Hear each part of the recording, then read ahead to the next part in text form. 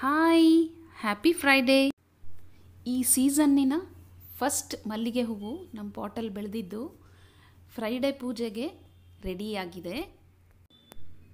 ಅಮ್ಮನವ್ರ ಪೂಜೆಗೆ ಸುಗಂಧಭರಿತ ಪುಷ್ಪಗಳಿಂದ ಪೂಜೆ ಮಾಡೋದ್ರಿಂದ ತುಂಬ ಒಳ್ಳೆ ಫಲಗಳು ಕೊಡುತ್ತೆ ಅಂತ ಹೇಳಲಾಗತ್ತೆ. ಅದರಲ್ಲೂ ಮಲ್ಲಿಗೆ ಹೂವಿಗೆ ಅಗ್ರಸ್ಥಾನ ಅಂತಲೇ ಹೇಳಬಹುದು.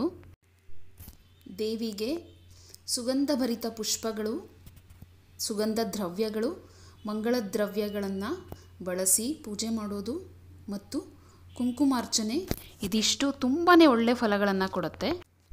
ಇವತ್ತು ಅಮ್ಮನವ್ರಿಗೆ ವಿಶೇಷವಾಗಿ ಬೆಲ್ಲದ ಪಾನಕದ ಬದಲು ಶುಗರ್ ಕೇನ್ ಜ್ಯೂಸ್ ಅಥವಾ ಕಬ್ಬಿನ ಹಾಲನ್ನೇ ಇಟ್ಟು ನೈವೇದ್ಯ ಮಾಡಿದ್ದು.